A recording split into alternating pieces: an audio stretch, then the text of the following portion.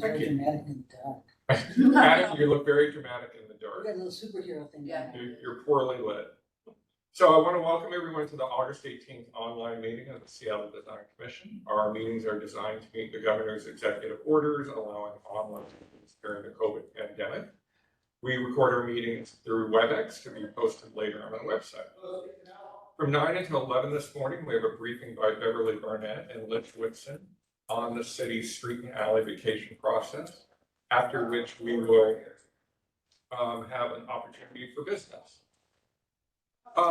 So because it's a briefing today, we'll just be getting a presentation. There isn't a formal action, but it's really an opportunity for Beverly and Lish to brief you on the city's street and alley vacation program. It's more of a conversation, but there will be a time after the presentation for questions and back and forth with both of them. When we start that, I think what we'll do, and I think it works well, is having any questions start with alphabetical order of the last name and then take it from there. I'm trying. I know, I felt like people think I don't believe that there's going to be any members of the public, but we will make sure that and monitor, and if there are people from the public, we'll give them an opportunity to make any comment. I know for both Lish and for Beverly, our presenters, there's a whole lot of new faces that you might not have seen in the past. So why don't we start with introductions of with Beverly, with our presenters and your role within your individual departments, and then start with introductions with commissioners, starting with Adam. Okay, I guess me. So, You need to mute your mute in with WebEx. mute and WebEx. Okay, so now am I double muted? Yep. Okay, shoo. This WebEx is tricky. So I'm really looking forward to talking through everything today with all of you. I'm Beverly Barnett, and I'm in the Seattle Department of Transportation, where I manage the city's street vacation program and also work on things like legislative council permits and sky bridges and other kinds of real property oddities that don't fit in any other category. So I worked on vacations for 20, 25 years, and Lish and Michael and I have worked very closely, and all of us really value the Design Commission input. So I'm really looking forward to hearing your thoughts on the policies and upcoming things. Thank you. I'm Lish Whitson with the Seattle City Council Central Staff. I'm a policy analyst and planner and support the council's review of street vacations. Thanks, Lish. Adam, do you want to kick us off with introductions and your role on the commission? Sure. Hello, good morning. My name is Adam Emrine. I'm the Urban Planning Commissioner. Morning, everyone. I'm Molly Lake Cody, Transportation Planner Position Commissioner, and I will have to sign off before you're done. It's not representative of your presentation, so thank you. Thank you. I'm Pooja Shah.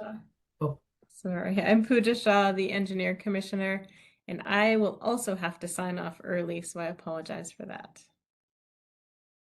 Elaine Wine, one of the Architect Commissioners. Good morning. Elizabeth Connor, Artist Commissioner. Hi. And then I think with the people in the room. I'm Erica Bush, the Urban Design Commissioner. Jill Crary, At-Large Commissioner. Great. So, Beverly, I'll just go ahead and control the presentation from here.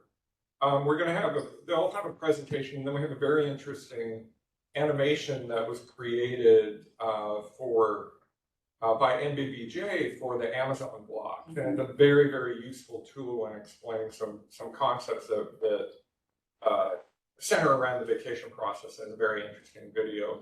And if we have time, we'll also walk through some of the project presentations that the commission had been given on the 3 phases that we review. So our pre-petition review, which Beverly will talk about, then both presentations on public trust and public benefit. So I'm going to share my screen,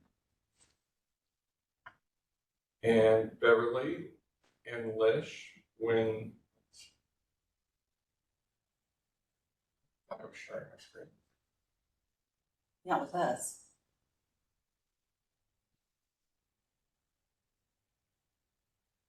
There we go. There it is. Okay, oh, looks good. So this is great. I think with this, with Lish not being here, I can't see Lish.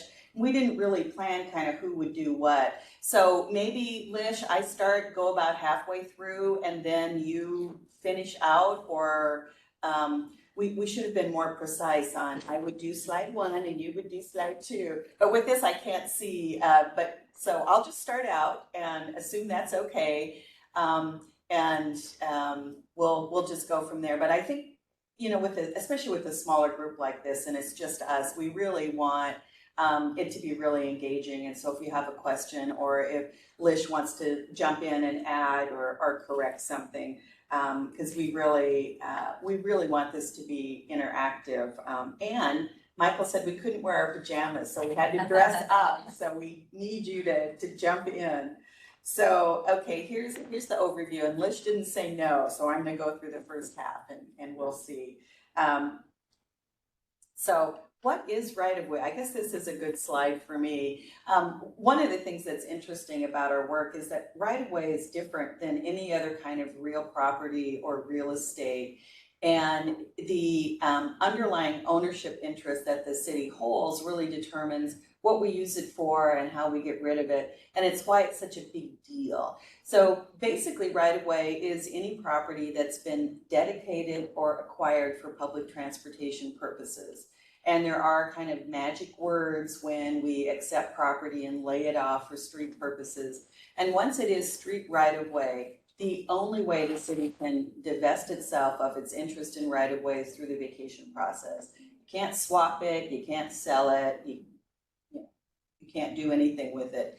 And street right-of-way actually serves a multiplicity of purposes. You don't get to use that word very often. So we really think of the transportation purposes as being key, but as we look at project examples and such, we see that streets really are a really important land use tool in that creating the separation between uses. So it's circulation, access, light, air, open space, public gathering, First Amendment issues. So it's really much more. So this slide, this drawing is from the, what do we call the street improvement manual, Michael? Streets Illustrated. Streets Illustrated. And this is just an illustration that shows all the different parts of a street.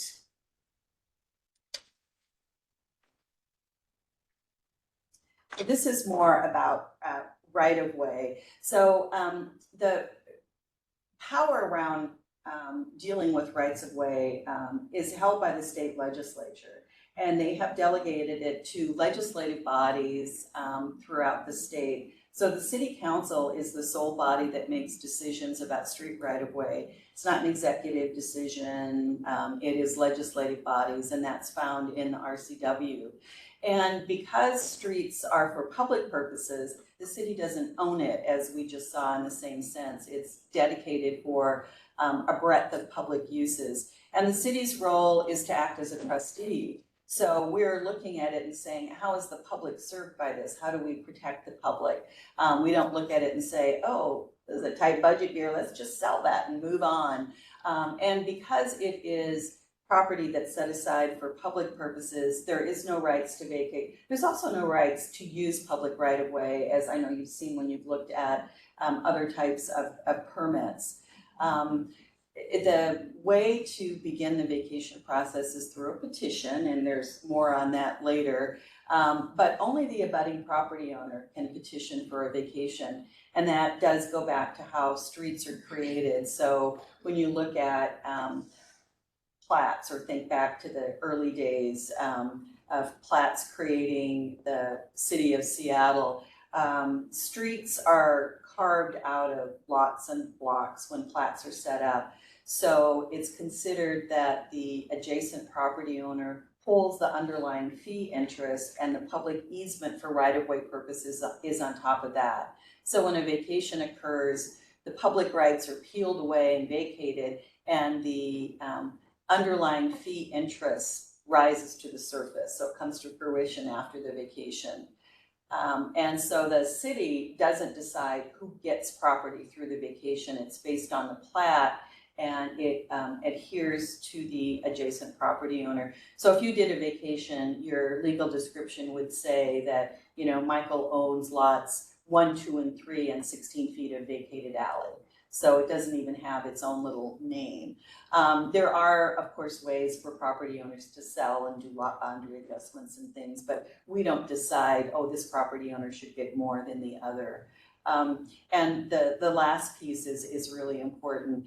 Vacations must be in the public interest. And the state law is not really specific about what that is. And that's again left to legislative bodies. And we get more into the specifics on the policies. That's how the council guides us, is by their adopted policies. But the state law use terms more like, you know, serving the public interest. I don't know if Les should give anything to add to this. As a practical matter, in the city of Seattle, the Seattle Department of Transportation is the body that oversees how our rights of way used, function, develop, things like that. Beverly is employs at SDOT. The legislative piece that Beverly was talking about, Lish Whitson with Council Central staff, is the person that works with council once SDOT has developed a report about a vacation, which we'll talk about in a little bit, is the person who works with council to understand the implications of the vacation and works with them on any legislative action that would either support the vacation or, in rare cases, modify or not approve, because they obviously have the right to do it. Yeah, so I think maybe Lish, you want to do the next couple? I think we're getting kind of, and I think it would be really appropriate. So Lish is the major architect of the street vacation policy revisions. And I actually brought, because I'm so old school, I was going to show them to Michael. This is the first street vacation policies, 1986, Mayor Charlie Royer. And they've been revised several times since then. And the most recent was in 2018. And Lish is really the drafter of that. And so the next couple slides that talk about some of the things that Lish and the council wanted to elevate in the policies would be really perfect for Lish to speak to.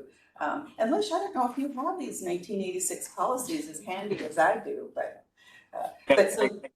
Yeah, I know them, but I haven't never relied on them. So stepping back to the last slide, even though it's a legislative process and the authority to grant street vacations lies with the city council, the council has asked the Seattle Department of Transportation and the Design Commission to weigh in and provide input and coordinate with other city departments on whether or not the technical experts in the city feel like it's appropriate to approve the vacation based on the public trust functions of the right-of-way, and whether or not the, in particular, the Design Commission feels like the public benefits package that's proposed is appropriate. So let's move to the next slide. At the core of the city's analysis of streets and alleys and vacations are the public trust functions of the right-of-way. These are the purposes for which the city has streets and alleys and other types of right-of-way. And we want to make sure that we are not harming the cities in the public interest by granting a street or alley vacation. So those are generally fairly basic things that are fairly easy to understand. Circulation, how people move through the city; access, how people get to individual pieces of property; utilities, there are multiple utilities that use the right-of-way, both wires, pipes, and movement of waste vehicles in particular. Streets and alleys provide a public open space function. They provide light and air to the abutting properties. Sometimes they provide space for views, public views. They also provide space for free speech activities. They provide a place where the public can assemble, both informally and formally. So thinking about bumping into your neighbors on the sidewalk, that's one of the functions of the right-of-way that the policies recognize. And then finally, they help to shape land use and urban form. Any questions about those before I move to the next one? Lish, could you talk a little bit about what's listed under post 2018, how that came about? So in 2018, the council asked me to work to update the policies. And as we were talking with community and the design commission and city agencies, we recognized that there were functions of the right-of-way that were not reflected in the policies as they were constituted before 2018. So in particular, free speech and public assembly activities were not recognized. The policies did talk about land use and urban form, but they sort of did it on the side as an additional thing to consider, but they weren't considered part of the public trust functions of the right-of-way, and so we sort of formalized their role in the analysis. Can I ask a question too about those? When you look at the street vacations and what architectural form would take place if the vacation would go forward, is sort of the adaptability of that architecture taken into account? Like I think about residential uses needing more access to, air circulation, and I know there's more regulations on that, sort of how land use in terms of a space being dedicated to strictly commercial versus residential, and what the future development potential is of that site. Yeah, typically a street vacation is for a particular project. So most of the time you'll be looking at a particular project, a particular design, and how it functions within the block, and how the street vacation affects both that project and development around it. You will be looking at one this fall where there isn't a design, and this land use and urban form issue, I think, will be very relevant in your review and recommendations in terms of what can be done with and without the alley, absent a specific proposal for the project. Does that help? Yeah. I'm kind of looking forward to a discussion about how these things work against the criteria we evaluate by, but I don't know if you want to do it in the middle of this, or is that something you would view just having at the end? We have a couple of examples in the presentation that might be helpful. Yeah, that might be helpful. Then we can have that conversation. And we can talk a little bit more about that too, but what Lish underscored is, generally speaking, the only way you can really evaluate the implication that a vacation would have is if there's a development to evaluate those implications. Generally speaking, you need to do that. In rare cases, the council will consider projects that don't have a specific development, yet there's a public interest in doing that. And the project that Lish flagged there, some of you know about, which is the 1000 Northeast 45th project that Sound Transit will be seeking to vacate the alley for, but don't have a specific development proposed.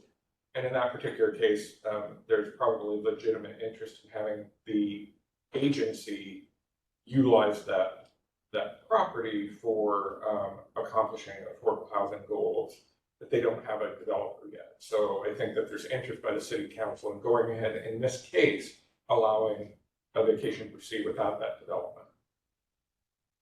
Do you want me to move to the next slide? Yeah, let's. So In addition to not harming the public trust functions, the city requires that public benefits be provided, and that results from case law surrounding street vacations that date to the early 20th century. Our policies state that the public benefits need to provide a long-term benefit to the general public, not an individual benefit. They need to be proportional to the benefit gained to the project due to the vacation. So we expect a lot more of a downtown office building that's receiving 40 stories of floor area than we do of a small project in a neighborhood residential area.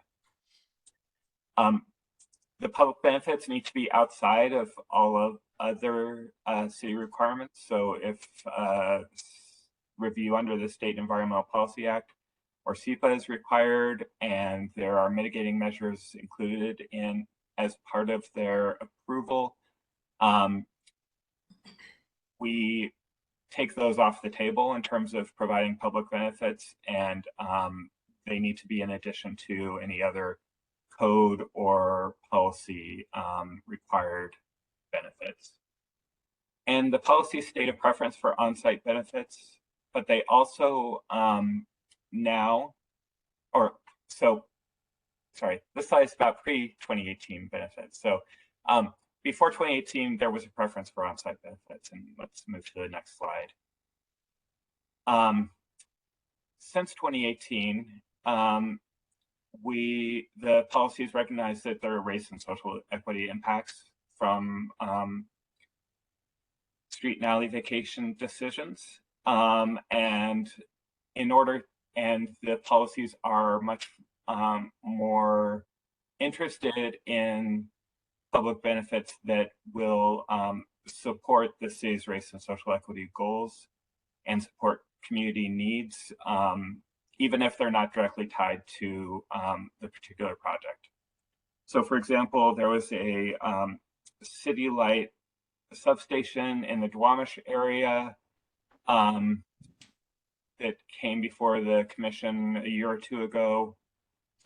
Instead of providing on-site public benefits for that vacation, the city council approved park space in the Georgetown neighborhood, about 1 mile to 2 miles away from the city light substation. The park space better served a low-income community than anything that could have been provided on site at the substation. We beefed up the requirements for community engagement as part of the 2018 policies, and so we encourage that inputs that's provided through the community engagement process be considered as part of the public benefit analysis. We also identified a few different categories of public benefits that can be provided. Physical public benefits, in particular, we see on-site public open space or hill climbs or other things that are intended to serve the general public on-site. Programmatic public benefits were added. These need to be long-term, and they are intended to sort of address race and social equity issues. We have not seen many of these come forward yet, but they are a new opportunity. Real property can be provided as long in exchange for street and alley vacation, as long as the city is willing to accept the real property. And in very rare instances, we'll accept the payment of funds. The Convention Center project, for example, contributed to funds to Seattle Department of Transportation for streetscape improvements in the neighborhood around the Convention Center. Next slide, and maybe I'll pass it back to Beverly to talk about the process, unless she wants me to talk about it. Oh, well, we both can. So so here it is. Follow the arrows. As Lish noted, the pre-petition activity was really made more robust in the 2018 policy revisions.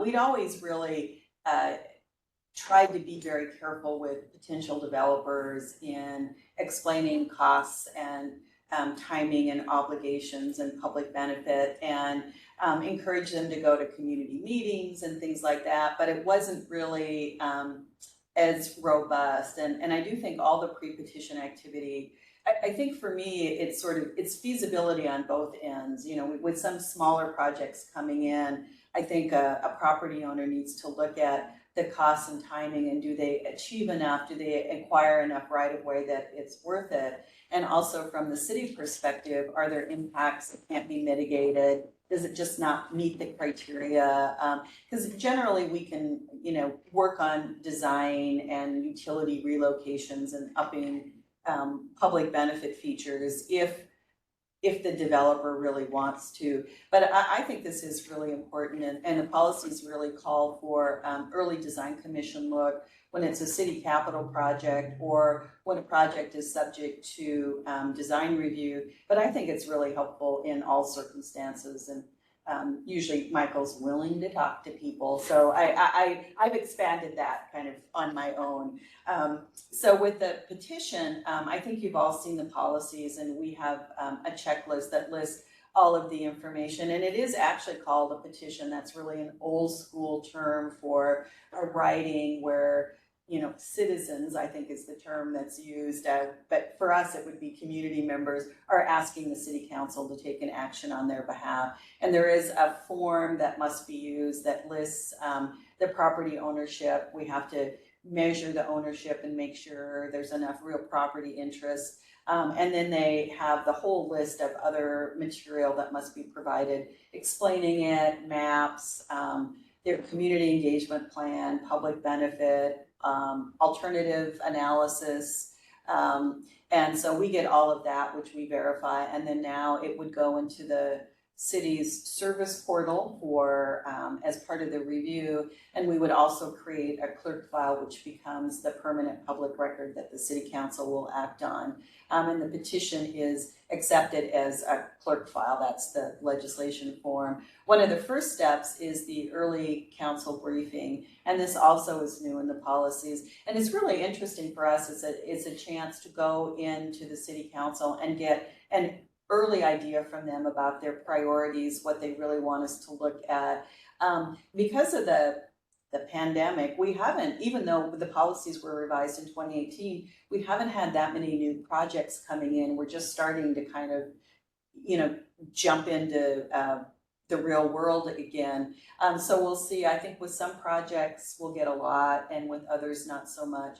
We just did the early briefing for Sound Transit, and Councilmember Peterson was really clear about some housing concerns he had around affordability and number of units, which I think is really helpful to guide us. We did, the last one was the Taylor and 6th Alley vacation, and Councilmember Peterson had questions about access, which is something we'll all be looking at. And Councilmember Herbold was interested in First Amendment rights and signage, which we would need to do. Design Commission, and this, we try to do the early council briefing before we've all done all of our work, you know, beating on a project, and the council wants to get the first look and the public get the first look. Then the Design Commission, and Michael and Lish and I have been talking about timing. I like going to the Design Commission early, but we do need to be at a place in the processing where there's enough for you guys to respond to. So I don't know that that'll ever be perfect, but that's something we're talking about, and I'll be interested in your thoughts on when and how often you want to see it. And So Beverly, just for that, yeah. just sorry to interrupt your floor, but that's a very important point in this presentation, which isn't captured. When you go from petition review to design commission, there's a significant amount of work that SDOT and Beverly's team leads that is really about vetting the project before it even comes to us, because they want to have an understanding about all the things that we talked about earlier, the roles of and function of the right of way. It's not just about access and circulation, it's about utilities, it's about the implications on other properties. Beverly leads a interdepartmental and intra-departmental team review that flags issues, because what we don't want to have happen is if there's a project killer or something that's really going to set the vacation back, we don't want it to come to the commission for the first phase, public trust, until either A, those problems are resolved, or there's a good understanding that the commission has about vetting and disclosing what those problems are before you all review or even sign off on public trust. Sorry, I wanted to. Yeah, no, put that, just I think important. that's really good, and I think that's part of why we want to be here, is to engage in this. So for SDOT, before we do the recommendation, the project needs to be through all of the process. So many of the projects we work on are of a scale where they would trigger environmental review. At a minimum, they would have transportation analysis. They're in for their MUP, so there's MUP review, zoning plans review, design review board, utility permits, all kinds of things. And I'm supposed to kind of monitor all of that, which I'm moderately successful at on some projects. It's not easy. And I think that's some of the things, like when we look at the, if we are proposing streetscape improvements and we show some cool ideas to the design commission, we don't want to find out later, oh, there's a city light vault under that sidewalk, there cannot be any trees. So we do get chicken and egg stuff, but yeah, so this really kind of focuses more on the design commission. But before we do the recommendation, I need to make sure all of that stuff is done.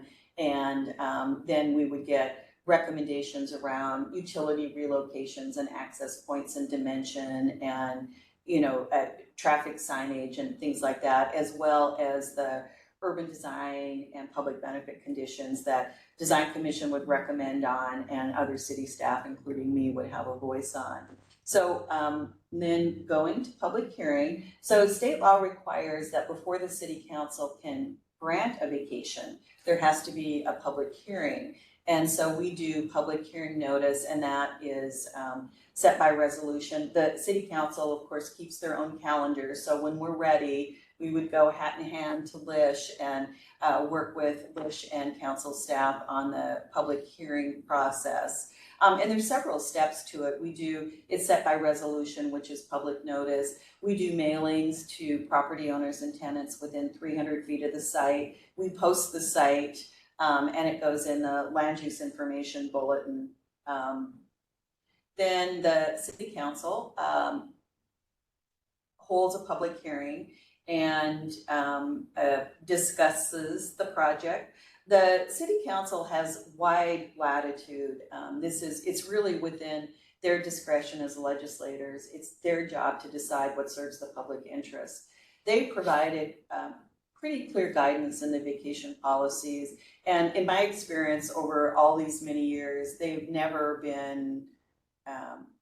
just stepped out into outer space and said, oh, ick, we don't like that. So they really work to addressing issues if they have concerns about, is there enough public benefit or something? But I think they really stay on point with the vacation policies. So I think for us, we can talk about a lot of consistency in their decisions.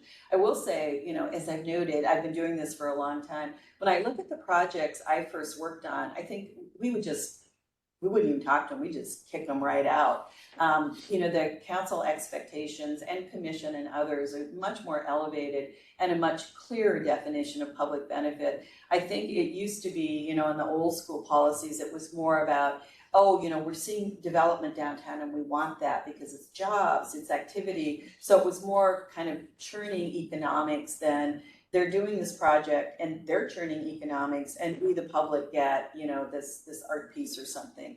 So they have wide latitude.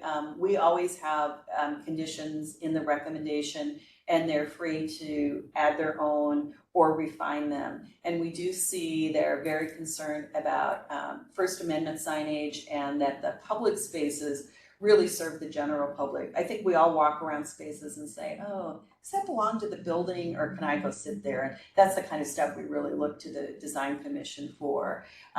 Once the council approves with their wide latitude, it's conditionally approved and that empowers the developer to go out and construct the project. We don't actually do an ordinance at that phase because the holding out the ordinance till the end is a very powerful tool in making sure that they pay the fees and they implement the public benefit. So we don't find somebody says, oh, that landscaping was so expensive, we cut that way back. We hold it out, and then we try to monitor through the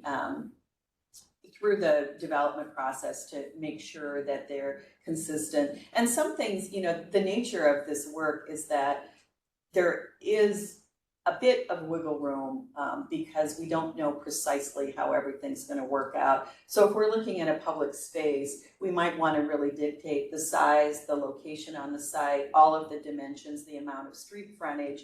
But then within the individual elements that are within it, there might be some latitude for design. So we want to have kind of, I don't know, buffers and then some wiggle room. If there's anything really major, we would go back to council, or if they're unable to do the project in the time frame provided by the council, we would go back to council. So the final ordinance is only done at the very end, and Valerie and I just did a tour of the convention center, so we do try to monitor things that are going on. So that's the process. It's a mere 15 years. C of O? I'm sorry? C of O is when that final ordinance goes through? I think to get the C of O, they really need to have had that final ordinance. Sometimes though, you'll have developers request a TCO, Yeah. understanding that there may be, you know, either with vacation or other things that they need to longer term performance obligations. I didn't know about that one. I think TU&U got a TCO. Yeah.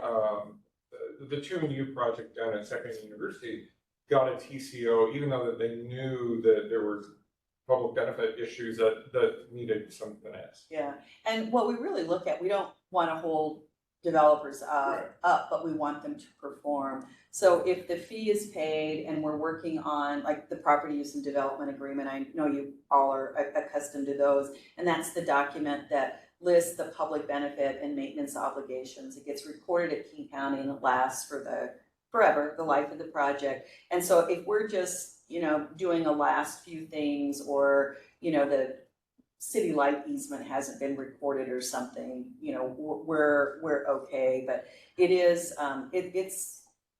it works. Nobody likes it, but it works.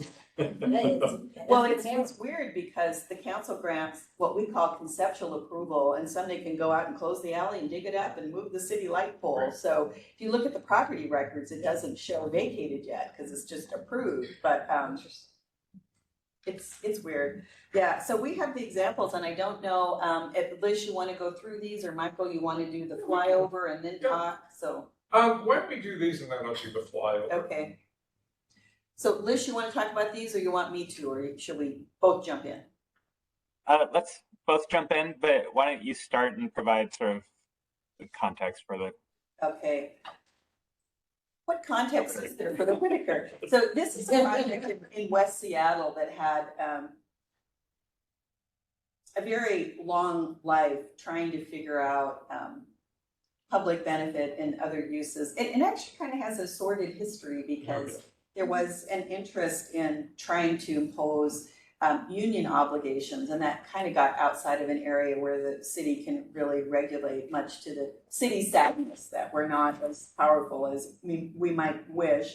But I think this is a good example of you know, really digging in with the project and trying to find a way to create enhancements. And I don't know how many times the design commission saw this, but the developer really needed to come back in a few times and upgrade how the site was going to work. And this is one where when there's a grocery store and other businesses, that sometimes where you see the retail entries right through the public space, that the public space just becomes outdoor lobby. So there was a lot of moving around on this, and it was finally approved. And this, they did do a small contribution for park development. And this is, as Lish referenced in the policies, that we do provide for payment of funds. And we have found with a few smaller projects where the public benefit is kind of okay, that sometimes they get over the hump by saying, I'll give $25,000 to that pea patch down the street. So sometimes it's a way to get something for the community offsite and kind of making for a more robust petition. In this particular case, the interesting thing with this project, and this is the Whole Foods site at California or Alaska, or Beverly alluded to, the council had raised significant political concerns about the lack of union representation there.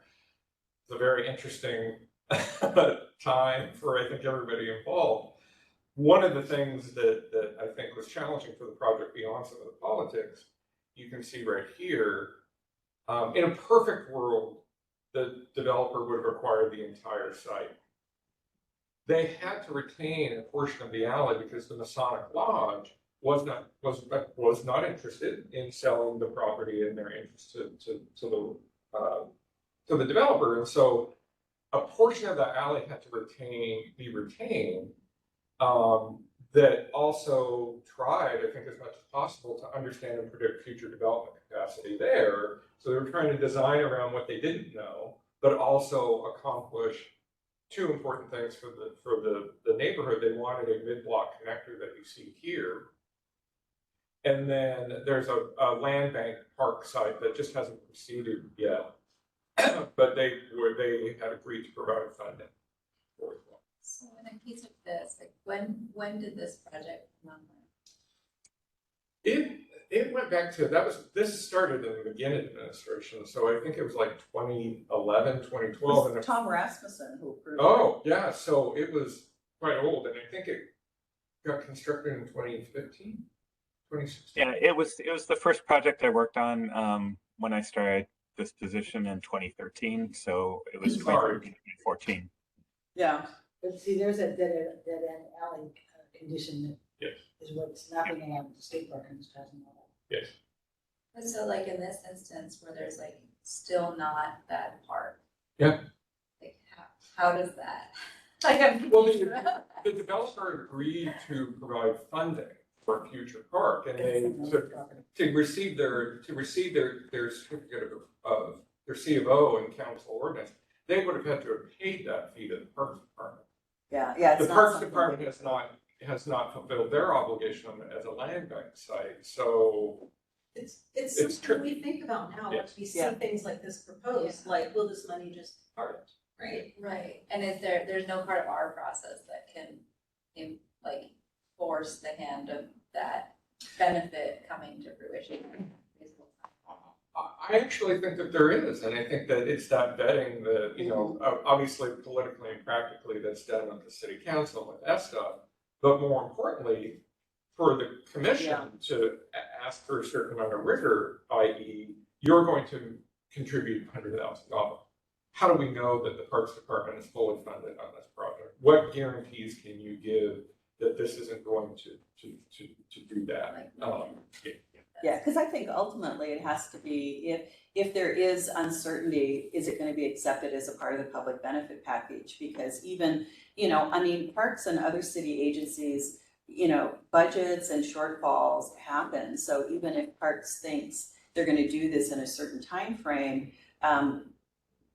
there really isn't a way for us to absolutely guarantee that. I think we would have to look at, is this planning money? When will this be expended? And I think with something like this, it really was a small part of the overall package, that the art elements and other things around the site were really the core public benefits, and the keeping the alley functioning and the mid-block crossing were, and the alley function, of course, is a public benefit, but some of those other kinds of things were more key features.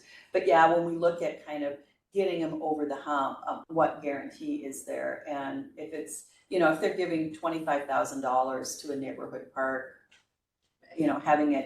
having that money make that park a step closer to reality may be worth it for the commission. It may be too attenuated and you say, nah, try something else, but yeah. Wouldn't you say that this project was part of what prompted rewriting or updating the vacation policies? Prompted all of us to buy lottery tickets to move to the south of France, but, Just because I think the unions were really involved in a couple of vacations, and so it did prompt this question, like, can you consider social things or not? I think, you're right, Valerie, that's really a good point. And I think it is kind of the struggle I think all of us have when we look at in the physical world where we all work, looking at land use and development and vacations. You know, how can a legislative body like the city council make sure they're in their power for good? You know, where when we were working on the vacation policies, I remember, you know, Councilmember O'Brien talking about, you know, who's benefited and who's burdened by vacations, and where do the public benefits go? Are they all going in South Lake Union where the city has already spent a bunch of money on cool things, or not? But you know, it's really an important consideration. And so the images that you see here are just two images that were taken from the public benefit package that were really about, you know, creating corner-based open spaces that exceeded, well, there isn't an open space requirement, you know, it's right-of-way width for the sidewalk width requirement, expanding that in this particular case, they had engaged an artist to come up with physical or artistic elements that this and other projects also caused the design commission to really rethink and come up with policy that really dictates, if you're proposing public art as part of a public benefit package, to really look at having that artist brought in sooner rather than later, and have it really be an engagement with the design team as opposed to something that's applied.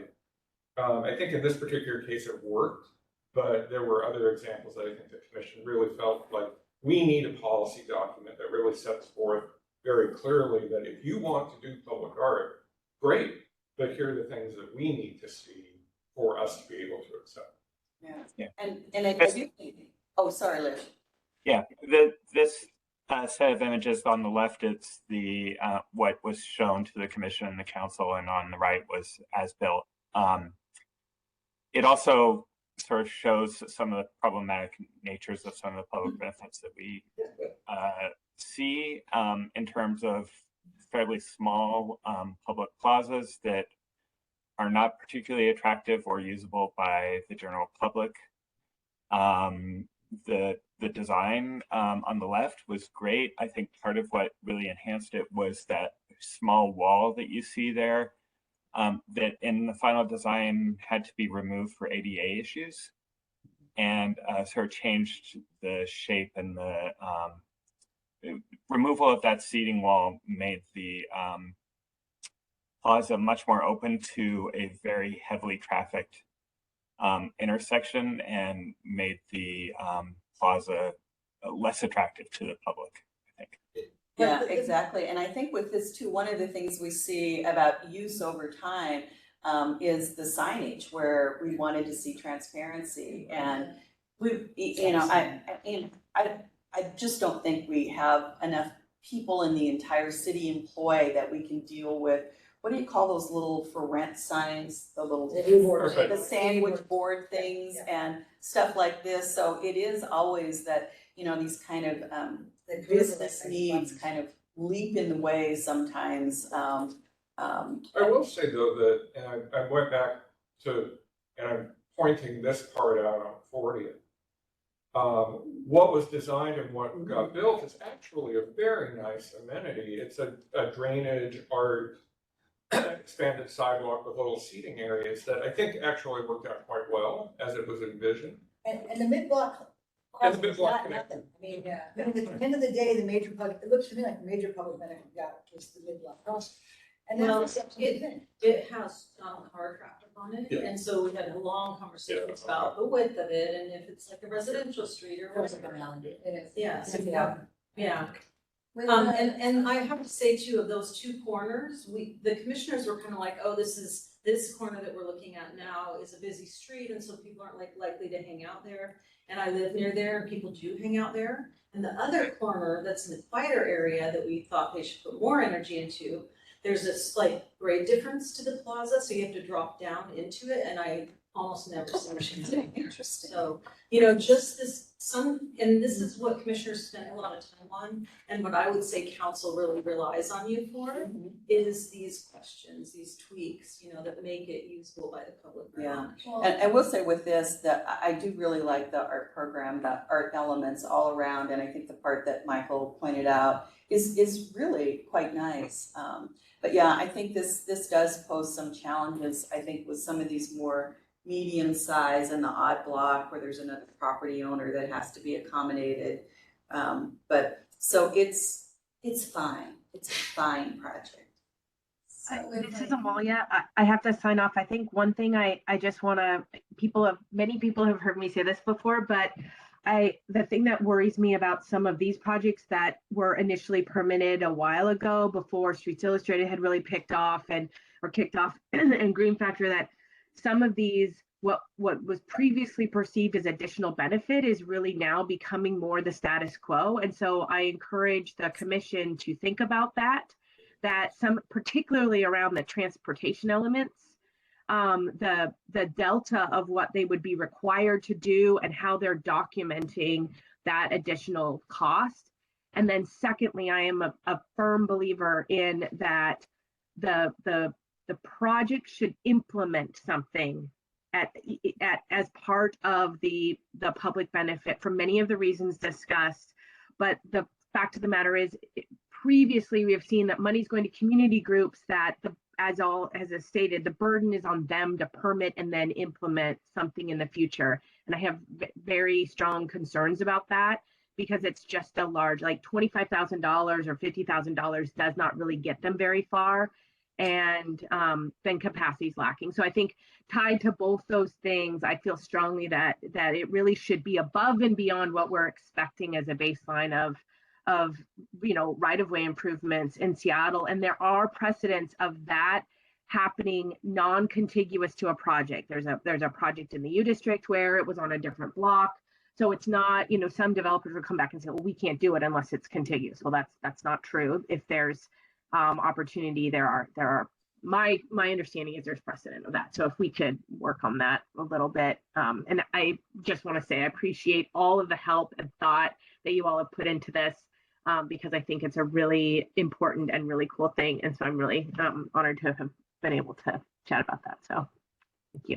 Thanks, Molly. That's what I was thinking about the mid-block crossing too. That's, you brag about it as a benefit, but now the upzoning is an expectation. Yeah, and I think that's the point. I mean, part of the point is that we all learn over time, buildings learn over time, developers learn over time, and the bar has been raised, and I think it should be raised. I'm gonna go to the 2&U project, if that's okay. Before we move on, Michael. Sorry, Adam, what? Just before we move on, I just wanted to, can you go back one slide? Yeah, with this slide, I think, I was looking at these renderings. This is a really awesome photo to see it, this kind of similar view and kind of quality before and after. Oh, no, sorry, the one with the 3D views. Go back. Forward. The one you were just on with the rendering of the photo. Yeah, thank you. Yeah.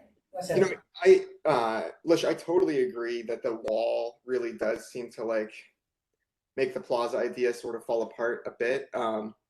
I think you mentioned the ADA access, but the other piece of it that kind of is influencing that is obviously the placement of the pole.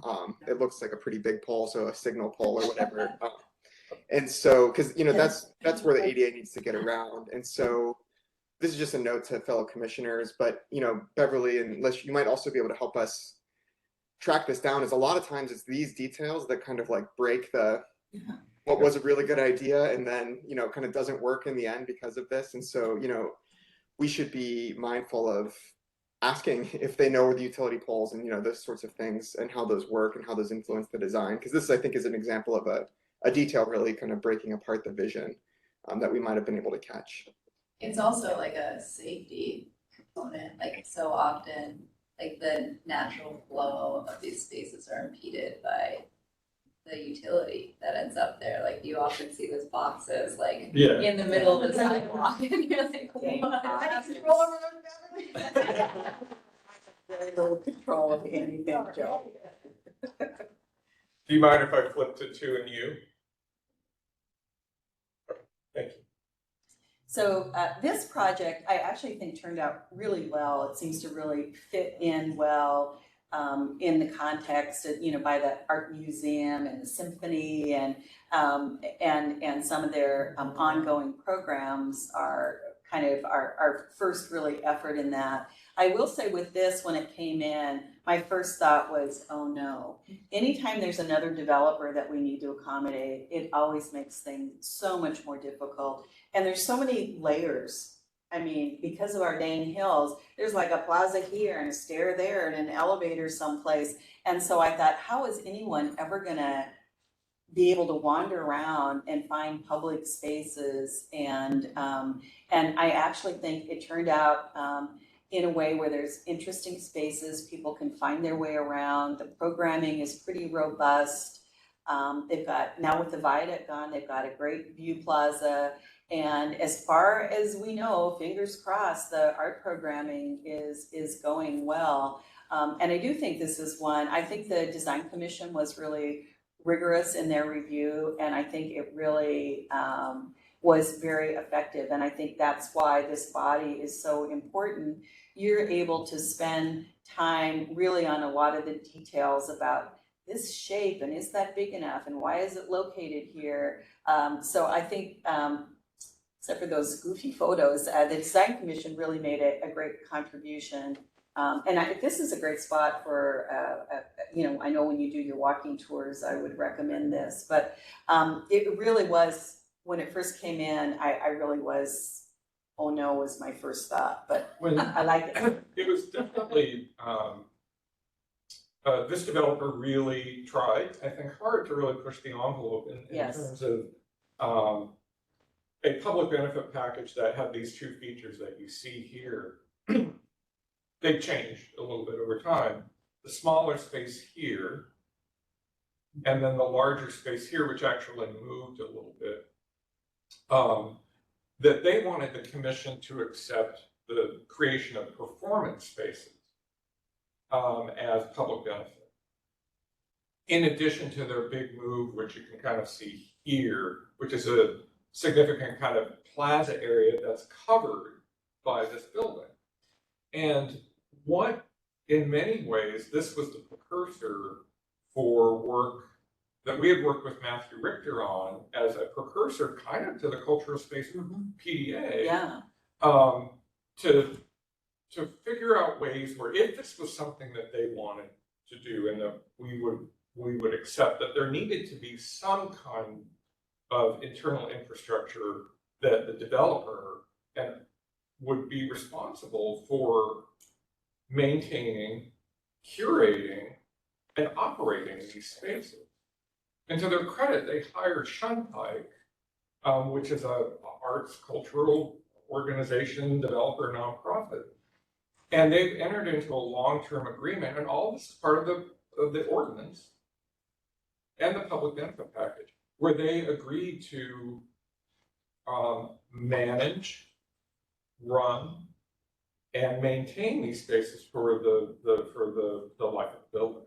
And it really was the opening to that idea that the Cultural Space PDA and then ultimately the Grand Street Commons project, which Matthew Richter and his role as being the head of that, and our role created a significant similar space in the Rainier Valley. Yeah, and I will say it's really interesting how who the developer and property owner, and with this one, they were very proud of this building. They really felt like they wanted it to be a community space. They went beyond everything we asked for in terms of like a bike infrastructure and those little fix-it stations and showers in the building and free places to do electric charging. So when people have a sense of being a part of a neighborhood, the stuff we talk about serves the public and their tenants. So they were, we really created a lot of stuff with this project.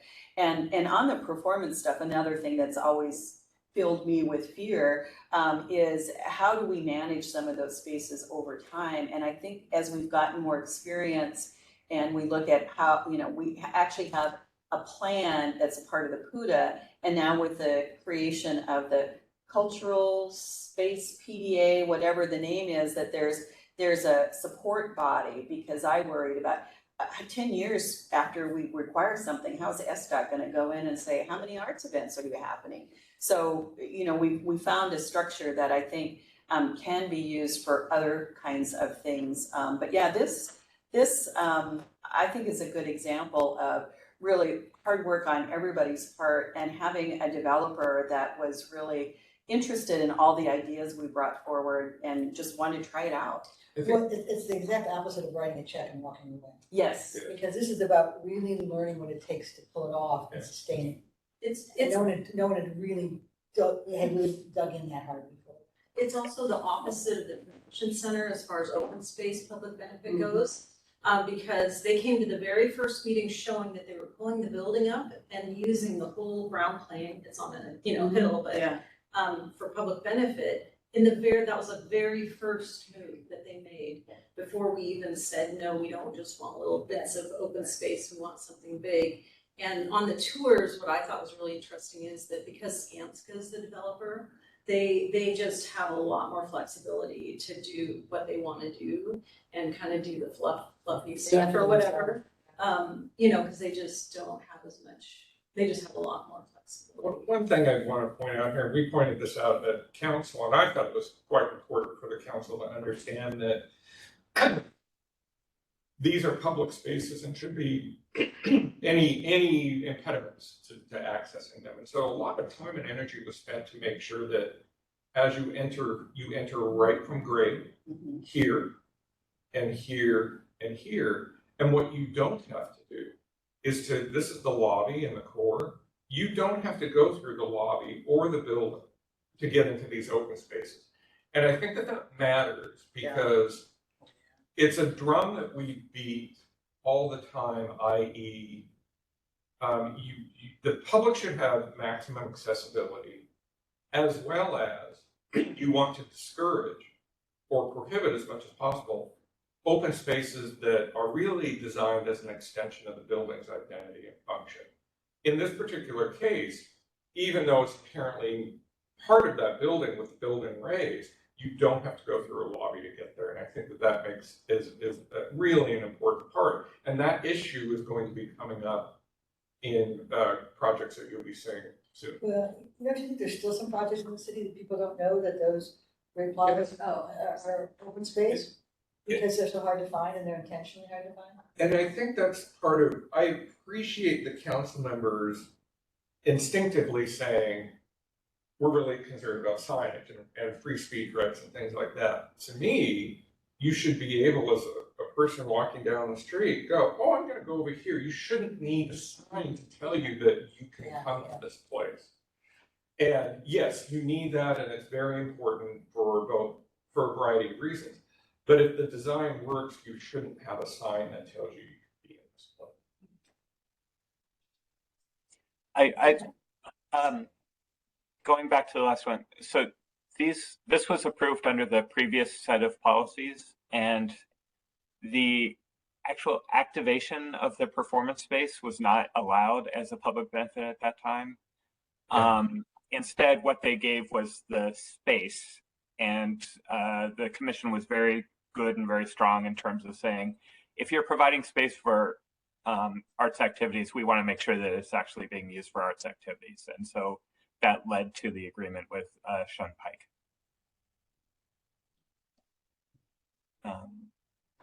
So Willow Crossing is, I think, the third example. Yeah. And I couldn't talk about this one maybe. We were seeing more, since the policies were updated, we're seeing more and more affordable housing projects coming through as streetification projects. And one of the changes that was made was to recognize that for projects that have a significant public benefit intrinsically, the city may not need as much additional public benefit as we would receive, for example, in a downtown private office building. Willow Crossing was the first of these projects that came through under the new policies.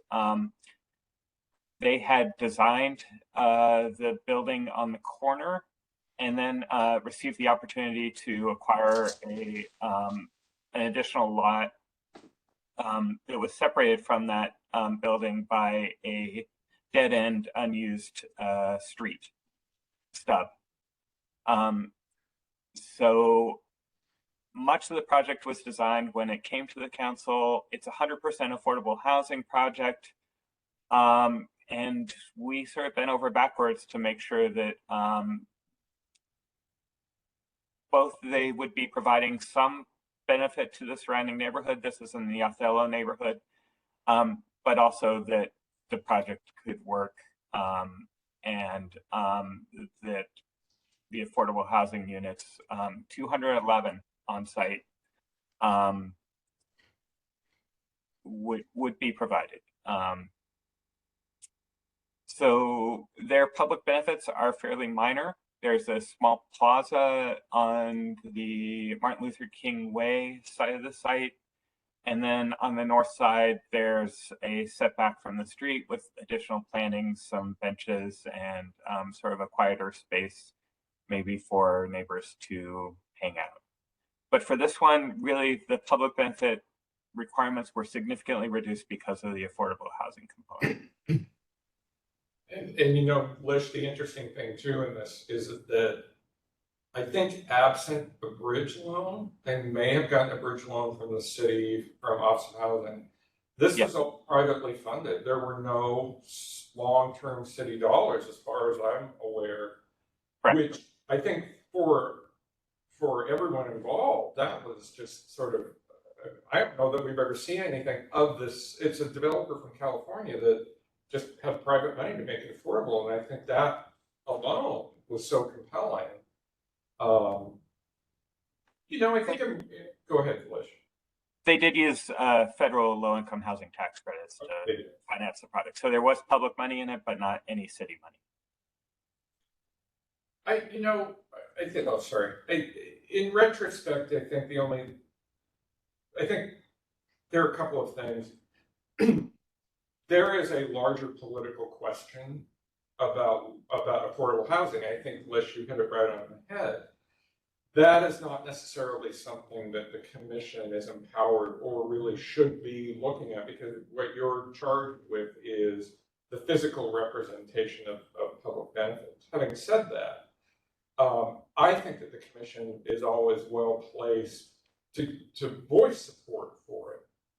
And in fact, you can, and with the updated policies, there is an avenue for you to opine on and make recommendation if they are exceeding their affordable housing obligations. So under MHA, you have to do affordable. You have, if to get beyond your base, you have to make some kind of commitment. The council can, and we talked about this earlier, and let's talk about this earlier, if you're exceeding a code or a mitigation requirement, that delta change can be considered by the council. So if you have a requirement, you have to do 100 affordable housing units at 60%, and you want to do 150 at 30, well, great. The extent to which those policy questions come to us, if we're not the best place to do that. That's really Office of Housing, Lish, other people who are empowered to do that. Now, physical representation of that and the representation of how the residents should expect to see public spaces is certainly within your obligations. I think in retrospect, you know, this is one of their big moves, and that's also the entrance to the lobby. I think in retrospect, had we gotten in earlier, we may have, you know, asked them to reconsider that or move entrances or things like that in a way, which is an easy move. Can you move the building entry over here so this really is not something that's required for building function? So with a project like this, like,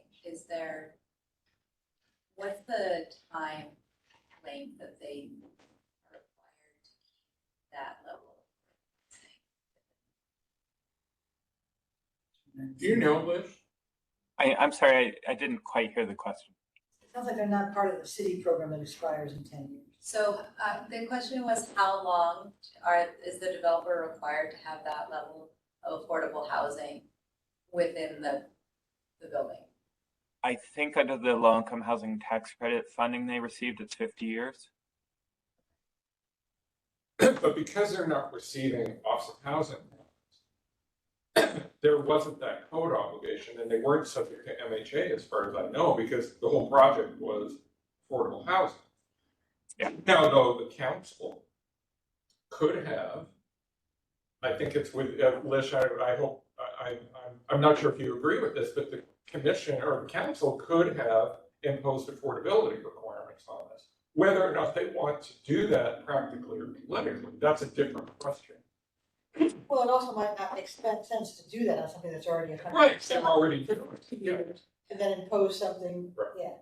But I'm just looking at this website, it's 60%. Okay.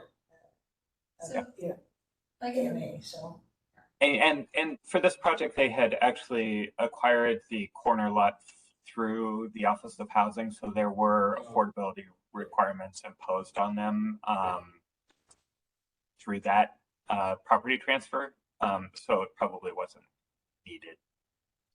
And I think one of the difficulties with this project, aside from smaller projects, there's not as much room to move things around. But with this, they had the property and had a master use permit for the building. And then when they were able to acquire the parcel to the west, of that right of way. we started looking at it because they needed the street vacation to combine, but they already had,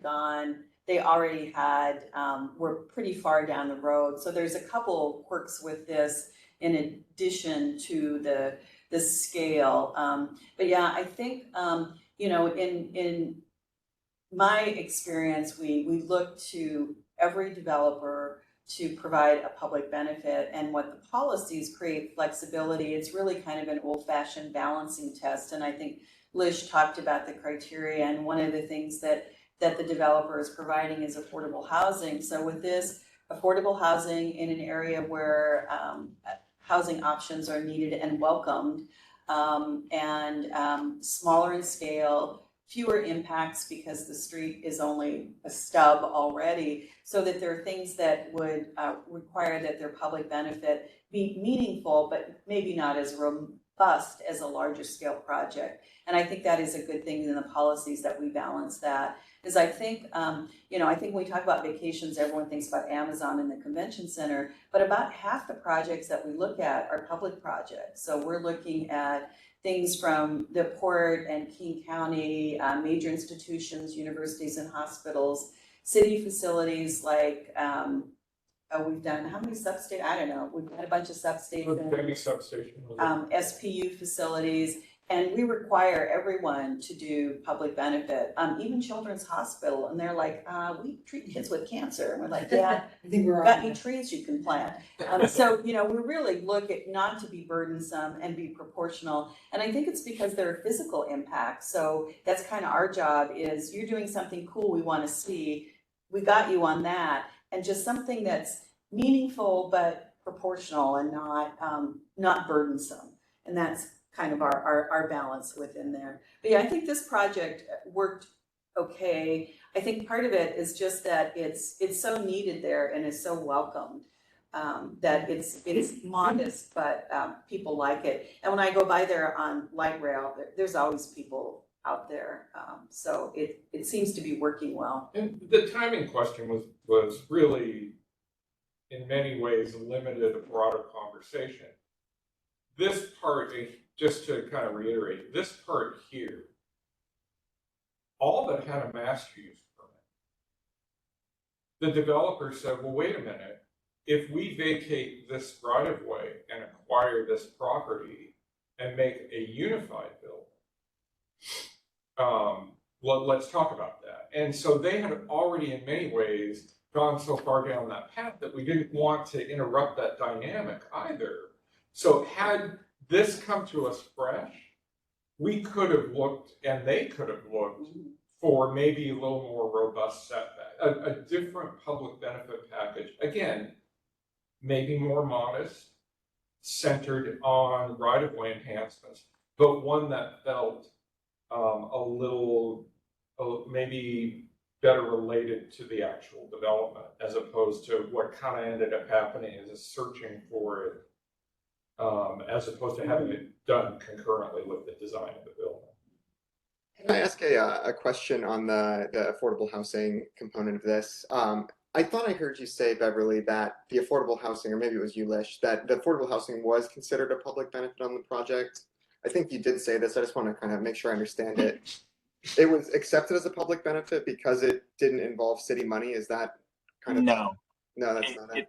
it was explicitly not considered a public benefit, but it was considered a factor in terms of determining whether the public benefit that was being provided was appropriate, given the trade-off between what the city was losing and what the developer was gaining. You were proportionality there, right? Yeah. Right? Yeah. Because it wasn't, Adam, it wasn't a project that required affordable housing.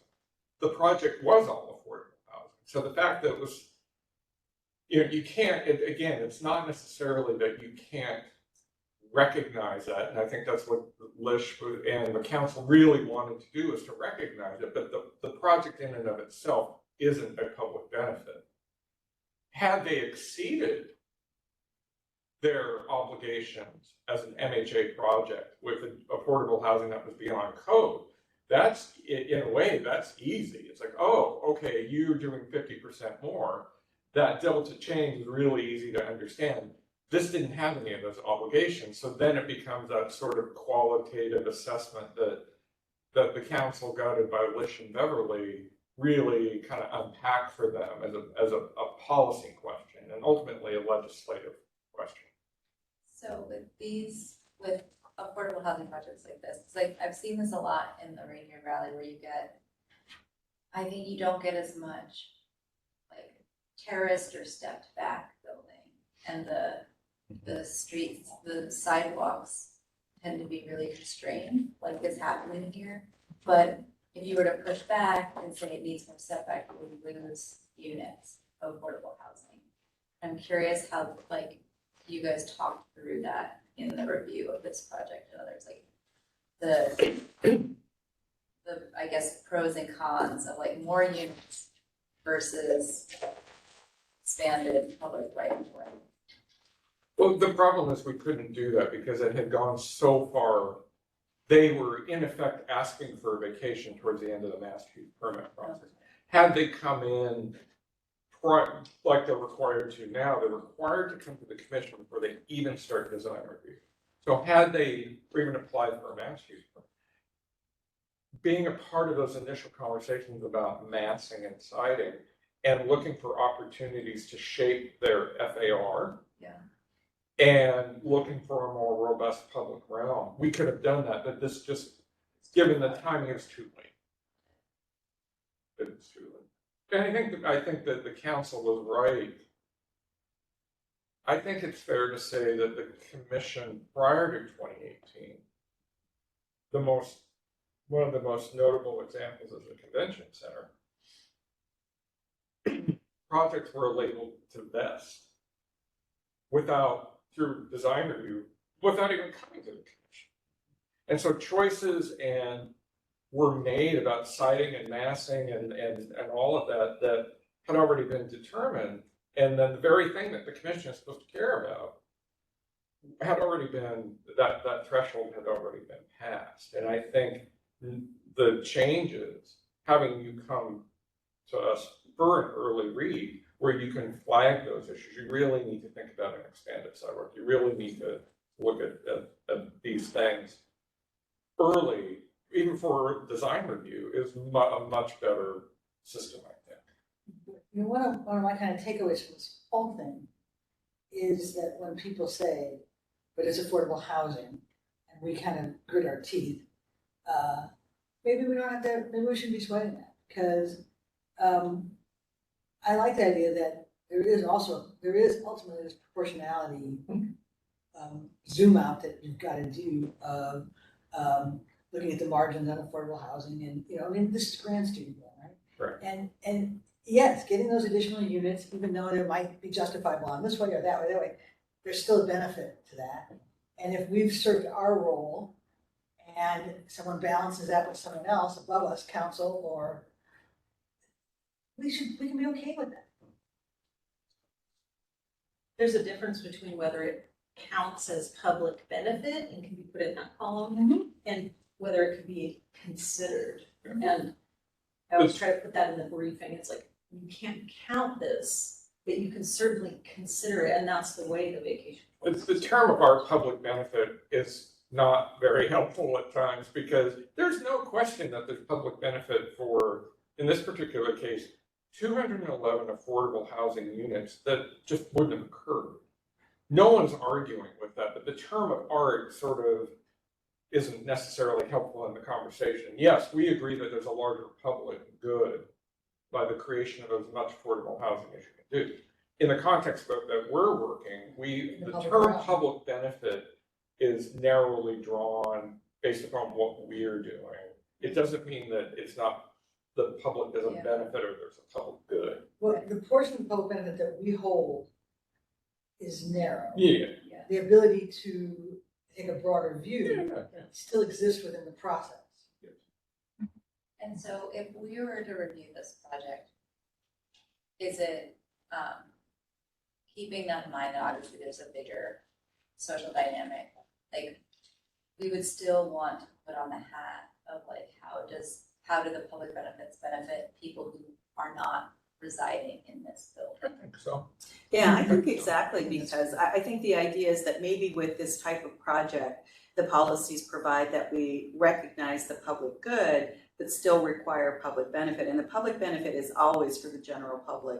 So for example, like their interior space for the tenants, that space, that's a cool thing, but we wouldn't consider that public benefit. It's the exterior space, does that rise to the level that it should be considered a public benefit? And then that adequacy, as Jill was talking about, kind of the proportionality where we're weighing not terribly impactful, provides for the public good.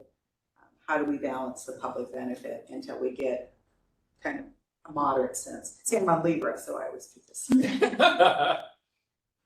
And we asked them to sort of demonstrate, like who's walking past this, where are they going to, where are they coming from, and what's the likelihood they'd stop here, right? Considering it's a big street, right? Yeah. Should I show the animation now? Oh yeah, that's so good. So, and you said Lish hasn't seen this? Lish, I don't know that you saw this. See if it works. Animation. I've seen it somewhere along the way. Yeah. Oh, good. I never want to keep anything from you, so.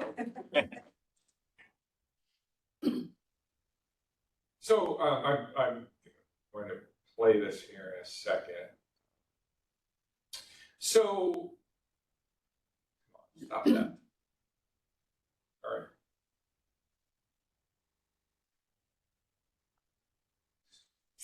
WebEx is very intuitive. No, it is. Somebody telling me like when COVID started, they were like, WebEx is going out the door tomorrow.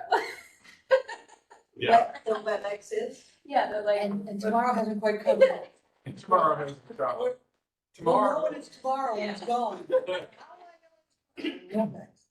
So, back in 2012, 2011 and 2012, when the 3-block Amazon development was proposed in Denny Triangle, it was a it moved at a very quick rate, and the design commission had significant involvement in that review. And as part of the review, I don't believe that this was developed specifically for the design commission. I think it was presented when we were all, the animation was? Yeah. Oh, great. Because it was presented, certainly the first time I saw it was at City Council in 2012 when they had their presentation for the City Council. And this was created by John Sava, who was the lead architect and the former chair of the Design Commission.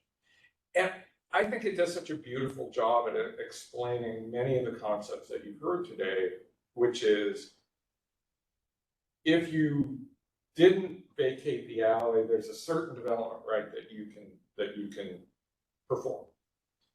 But vacating that alley, and in this case 3 alleys, allowed for development that could occur in a very different and ultimately, I think, really meaningful way. So I'll start the animation. This is basically a glorified way for them to show what we can do with the vacation, what we can do without. We should get this from everybody. So, so here you'll see with the alley, you could do 2 side-by-side toasters, maybe with a tower expression and a base and a tower. That was what you could do outright. You could even, under the existing keeping the alley, you could shift all the development right across the alley.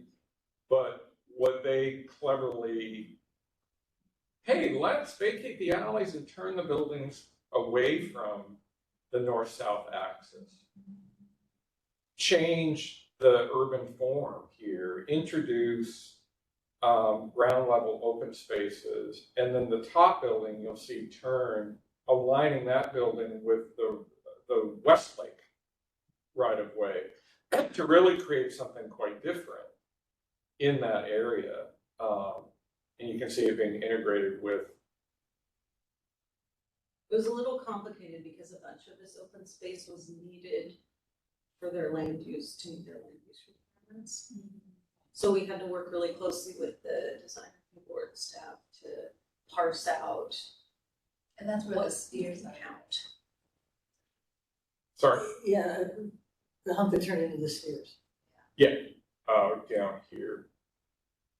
Yeah, you can't see it right here, but that's where the spheres are. Yeah, and I think Valerie, you hit it on the head, and I think it's always a struggle for us, which is there are code obligations, in particular for downtown, for open space. And then you've got the other, if you're wanting a public benefit package that includes open space, how those two work together. And to the north is where Amazon also has a presence, as well as Mary's Place. That actually was something that came up right around the time that the policies were being redone, because on one portion of the site, they have a triangular open space of abut 7. Yeah. That was required for their code obligations. As a publicly accessible open space, they didn't necessarily have the same obligations. They could close it off and have treat it in a different way. Down at 8 was another open space that was created specifically for public benefit.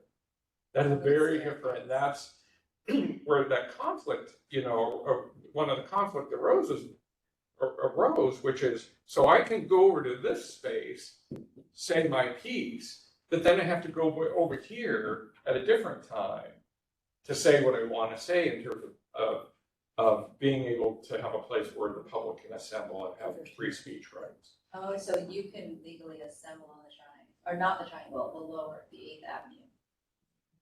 One space has a different set of obligations because it was created from code, where the other was created from the vacation process. So do you guys get into like political conversations of like this space because this space needs to meet like freedom of assembly or freedom of free speech? It should be designed in a way that's conducive to that? Well, if we, what's the site where the SLU Info Center was, where the basketball court was? Oh, at Westlake and Denny. Yeah, Westlake and That Denny. came up. We just basically said there needs to be a clear line and people need to understand where they can be and where they're on private property. And so, yeah, there was just sort of detailing in the line between the alley, the edge of the alley and the private. Yeah, so we talked about that. We just tend to try to point out early on, like, you understand, What this means. Yes. that this means people can walk through and they can say what they want, right? But if you want to, or I think with council giving a broader brush and opening the door to public benefits that they hadn't before. If you as a property owner don't want to layer those obligations, maybe you can go over here in a place that's reasonably off-site to do other things, as opposed to, having long-term management of that be challenging. I think opening it up, in particular in complex urban locations, having the opportunity to have off-site with direction from the council actually was good, because I think it's a struggle sometimes to find, how am I accommodating architecture and program? If I can do something a couple of blocks away, maybe that's a good thing, and I'm not burdening, I'm not creating more problems for the function of the building, but yet I can come up with something that meets council expectations. And on this, I seem to remember almost all of the open space between the buildings was needed for different code, they were doing different roads. And so they were struggling to figure out like, how much can we amp up the area on the outside around it? Like, and can we count this, and how many feet do we have to set back, And so it was like, they've got to come up with something else. And is this the one they paid for a streetcar? Yes. Yeah, they ended up paying for. So council ended up adding, it was like, it's just kind of not there, and then council ended up asking them to pay for a streetcar. Well, remember, even when we went to the transfer station up in Fremont, they ultimately ended up contributing to a park across the street. Yeah. It's a big hunk of land, but they still had to. And I think in the case of the convention center, which we're not showing you here, there was a lot of concern by the community and by the commission about the robustness of that package, and they ended up, I think, making 30 million in financial obligations to the bike master plan, and then actually providing $10 million to the Parks Department to redesign. They had an initial proposal to redesign parts of Freeway Park, but understanding that, that's a challenge. And so they actually provided the Parks Department with $10 million and turned that into a capital project. And, in some cases, again, we get concerned with someone writing the check as opposed to providing on-site obligations. In some cases, it may actually make sense to write the check. There's enough zeros to make that work. I'm sorry? There were enough zeros on that. Yes. I feel like too, if we as the commission are gonna be okay with the writing the check, that it kind of goes, like, I like to check in with Beverly, because truthfully, she needs to deal with the fact that, is this money gonna be spent? And, down the road, making sure that it happens. And it's, we can just feel like, oh yeah, sure, write the check, but, and it's not easy. We have to decide if it's worth it, but in the end, we don't have to worry about trying to make sure it happens. Well, yeah, and to Amalia's point about like the implementation, like if in that example, the check for the Parks Department, we're going to implement like an RFP for those design services immediately, like versus something like a transportation plan. Like, is there like pros and cons to like what is considered implemented? Yeah. Well, and plans in general, I can't remember which one of the Amazon ones, but they wanted, or they did contribute to like a Westlake plan to like, I don't know, do something. And Westlake generally is planning really efforts, because difficult. they're too long-term. And I think when we look at the public benefit, it's really not intended to supplement like SDOT's budget. It's really intended to be something current and additive that the public wouldn't achieve without the vacation. And sometimes, but a lot of times the public benefits, there might be 8 or 10 elements. So maybe one element is, the last money needed to get the bike plan going so that something can be built on site. So there are instances where we do that, but I think for all of us, and that we want to see something real on site or off site and contemporary with the development of the project. You're getting a bigger project and my great alley is gone. I want to see something and experience something. But yeah, when we do 8 or 10 things, it might be that one of them is a little longer term. Well, in the case of Amazon too, they did write a check at the Enterprise, the old Enterprise site. They actually wrote a check to get, it was part of land bank funding through the parks levy where they just didn't have any money to get design going. So I think they paid to get it to 30%. And then the development immediately to the east, where a tower is, actually paid for the rest as part of their public benefit package because they vacated the alley. Wasn't there remediation or something? There was like a lot of money that had Yes. to go into that site before it could even be a place that you could do. Right, I think it's tricky, and this is where places like Shunpike really come into help and shine, because sometimes a private nonprofit really is the right answer. And maybe now the arts office can be that, but shuffling money, sometimes if you're a citizen, shuffling money to another department, to parks, to SDOT, to whatever, doesn't feel quite as good as some of these other things that show up in your lives in a little bit different way. But if they can guarantee performance, I think there was, had the cultural space PDA and the financial backing that they had as a PDA not been present, to accept a third party running that, I think would have been more problematic. But because the PDA has essentially public funds to shore them up, Backstop it. yeah, I think that there was less reticent probably by Beverly and by the council, where if it would have been just a third party operator, it's like, well, how do we know you're going to be in business in 5 years? Yeah, absolutely. So part of the reason why we wanted to have all of this conversation today, well, one, we hadn't had it in a long time, but I think it's fair to say we probably have about 4 or 5 vacations coming in relative short order. Sooner rather than later. I think we're starting, well, I know one we have scheduled for public trust for the 6th and Taylor project, but I think there are a couple that will be coming sooner rather than later. So what is 6th and Taylor? Because those are 2 parallel streets, so it's something in between 6th and Taylor? Yeah, it terminates, the northern edge is at. It's between John and Thomas. Yeah. Oh, okay. The northern edge is at Thomas Street, the Thomas Street Reimagined project. I And, figured it was, sorry? no, it's a, okay. Now I understand. So it's just north of the city light. Because when you said 6th and I mean, 6th and Taylor, sorry. when you said 6th and Taylor, I thought maybe you were still talking about the city light work. No. But you're actually coming a block north. Yeah. Block south.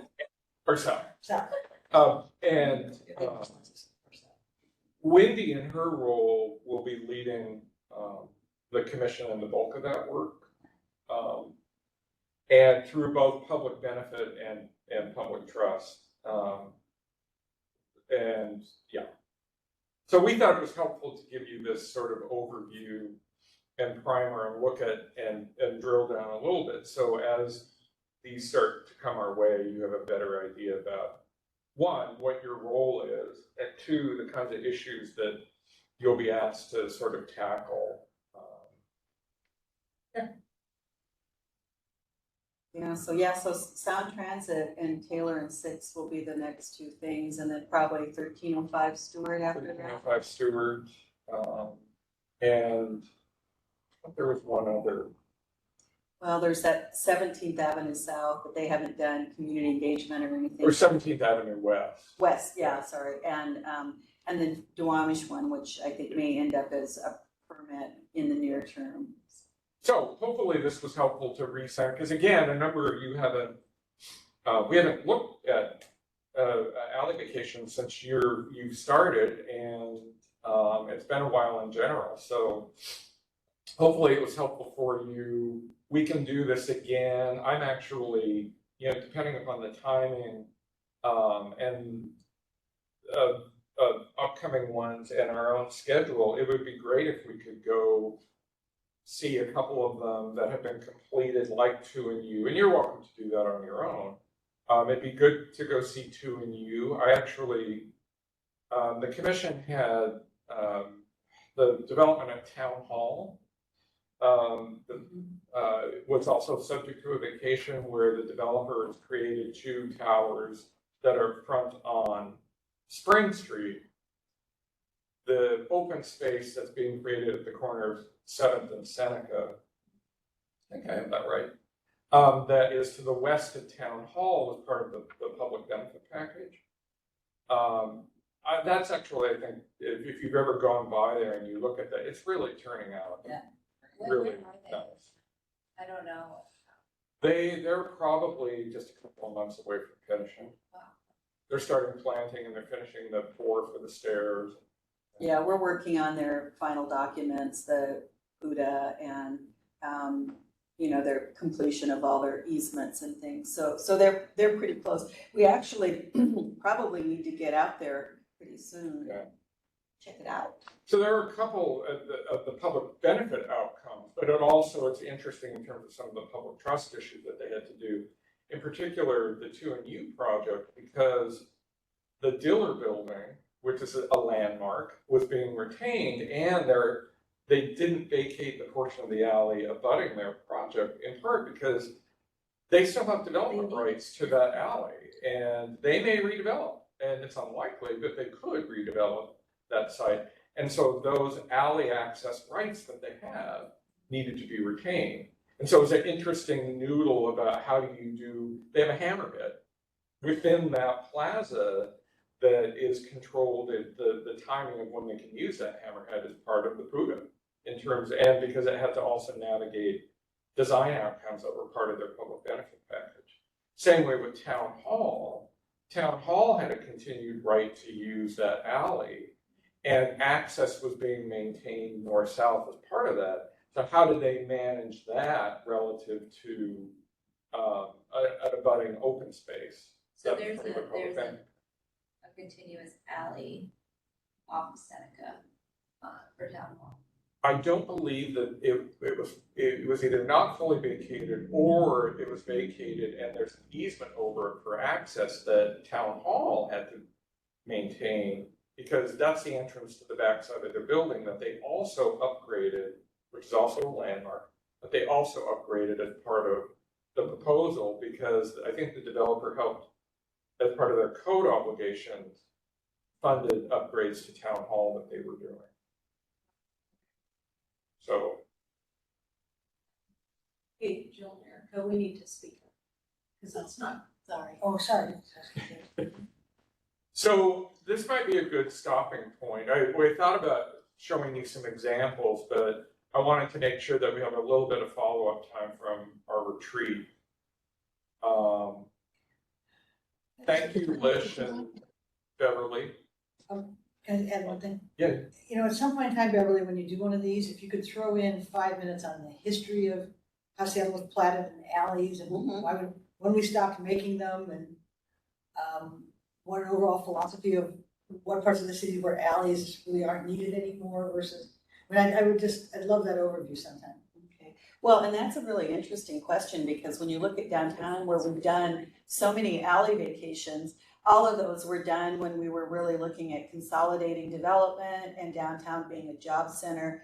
We never envisioned things like Amazon deliveries and the kind of drop off and things. Right. So now we use the street for so many things. So we need drop offs and bikes and, you know, bus waiting, and as well as cars. So I think it's a different transportation world. So I think that's a really interesting question.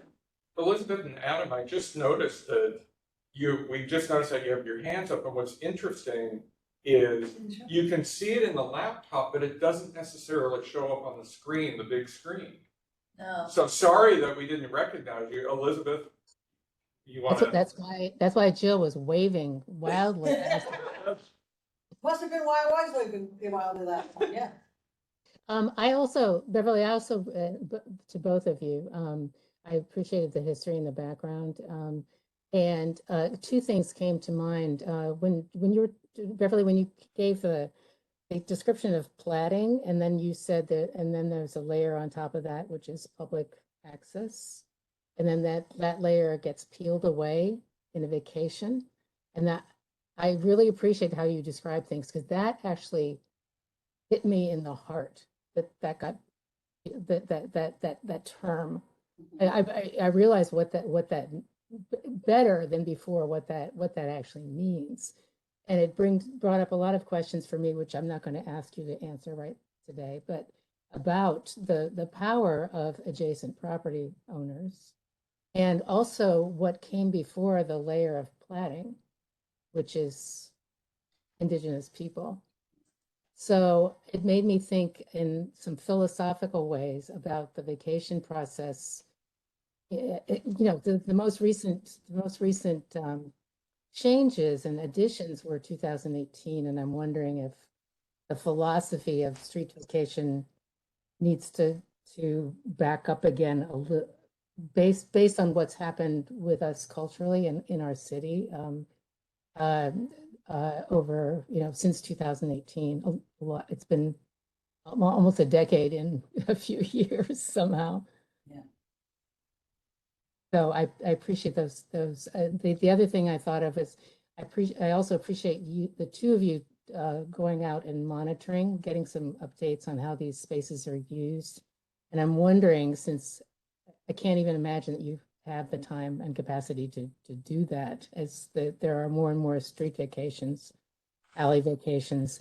I'm wondering if that's a project.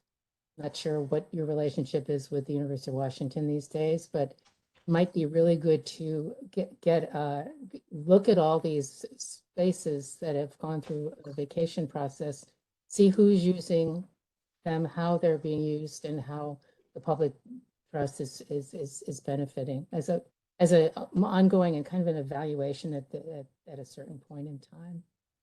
Thanks. This was really, really helpful to hear. Thank you. That's very helpful. I'd like to mention that the Design Commission a few years ago did do a sort of an assessment of particularly downtown plazas that had been created through this revacation process, which was very helpful in updating the policies and identifying that a lot of them are really acting as lobbies, outdoor lobbies for office buildings rather than public space was a big help.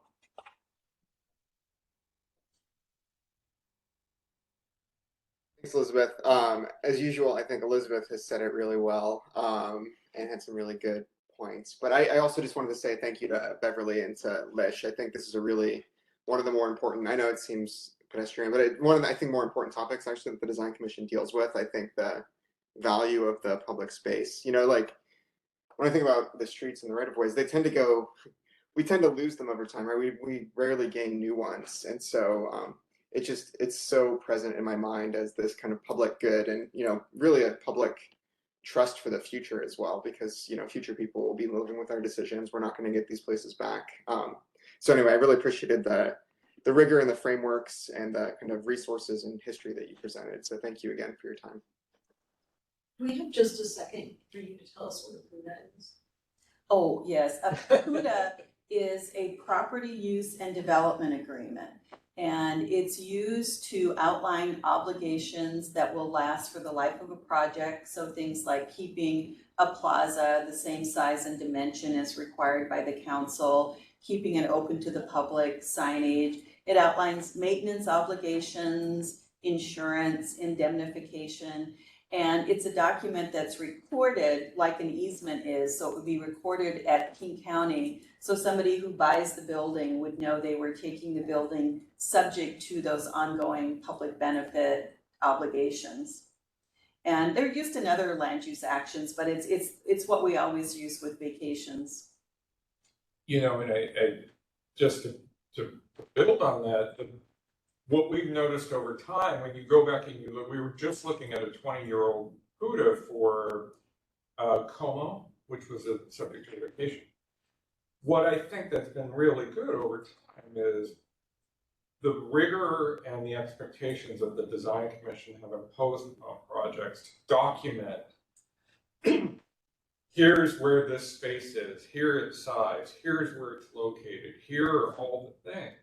And that level of documentation that we asked for in the public benefit presentation is carried over to Beverly and ultimately carried over through that property use and development agreement and an ordinance. So, while it can be demanding for while it's demanding on the development team to do that level of work and to come up with plans that clearly show it. The long-term fit is very clear about what your obligations are for the life of this project. So that's part of the importance of the role that you all do as design commission, is to vet and expect that level of detail in the presentation so you can clearly understand, because the public should be able to clearly understand too, and ultimately the council.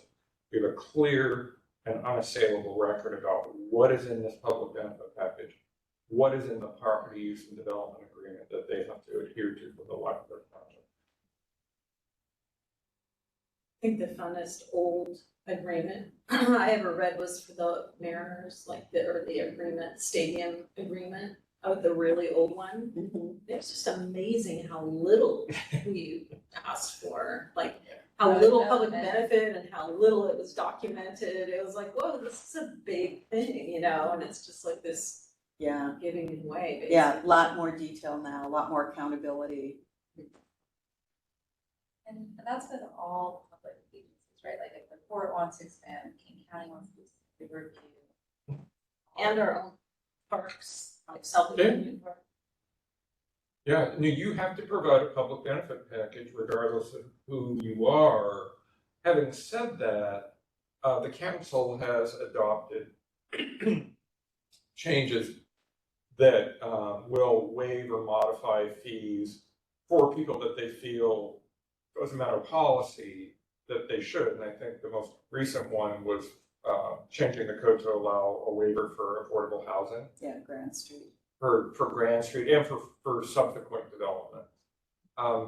Elizabeth? That brought to mind another question. You talked a lot about the life of a project. What happens when a project dies? There's a funeral. You mean when it's done, like when they redevelop the site? I guess whatever the death of the end of the life of a project, what happens to the spaces when the end of the Yeah, well, I think it kind of depends on what it is. If there was like a set aside for a view corridor where there was a view easement, I think that would last forever. If we're talking about like on-site plazas or art pieces, if we're really looking at a building being torn down and the site redeveloped, those elements would be gone. But you know, the stuff we're talking about with these buildings are lasting for decade upon decade, you know, what, 50, 80, 100 years, so. There is one that I know about that it was a proposed vacation at 3rd and Marion, the old Marion Court. And the developer wanted to build a building, and actually what they had done at the time was vacate the aerial rights. And there wasn't really much of a public benefit package. And so if they were to redevelop that site, any of the obligations that they had back then would just simply would have gone because it was vacated. And so they didn't really have it, it's just gone. I kind of sometimes have a problem with that, because I think if there's a pedestrian connection, you know, all over South Lake Union, we have these, and, you know, maybe because we're in America, we think, you know, 100 years is a long time, but that's gonna go away and they can just build over it, right? When they come back in. And so I don't know, that it's not technically really in perpetuity, the public benefit. And that's the well. I don't know. Once it's vacated, it's vacated. Once that use is expired, and the use expired, and the building that housed the use demolished. We haven't seen that cycle. That cycle has not occurred. We just haven't experienced. I mean, we probably have seen property sold that had a vacated alley that went with it. Just can't. Yeah, they're sold, but the development stays on there, right? This is When you more go to like, demolish it. Yeah. Any other questions? Just a comment to add on to that. The Visual Artists' Rights Act needs to be waived by artists, or you can't remove artwork. So we should consider the life of, I think we should think about the life of a project. We should consider that on some level, and when we examine public benefit proposals for vacations. Is that for public art or is that? Well, the way that Art's office handles it now is they insist on a waiver of that as part of their negotiations with the artist. I imagine Elizabeth would argue that that's not the best. Yes. These are not under the arts office. Vacations. Yeah, but I mean, still, even that's not the best practice. Right. If there's public art in a public benefit package, publicly accessible art, and there's no public funds in that, then there's no deaccessioning, there's no But I mean, obligation. But if there's no public funds, there may be a moral or an ethical obligation. But if there's no public dollars associated with public art that's part of a vacation, I don't know what the controls would be over repurposing that art but, for instance, in the unlikely event that would occur. so for instance, standard sales center policy, you as a third party want to renovate a building and put in public art. That's fine, but you're going to warrant to the city that you've handled the Artist Visual Rights Act issues. Got So those don't flow through you to the owner of the building at some point in time. Right. So it'd be that same kind of philosophy. Interesting. And maybe that's an issue between the artist and the developer, where they have to come up with an agreement that if you were, in the unlikely event that you would demolish that building, you have to accommodate that art, is I think what you're saying, Elizabeth. It's a federal law. We can talk about it more. It's just, this conversation is making me think of things that I hadn't considered before in street vacations. Yay, then it was successful. All right. Right, Thank thanks for you, the Liz. question. Appreciate the time. I know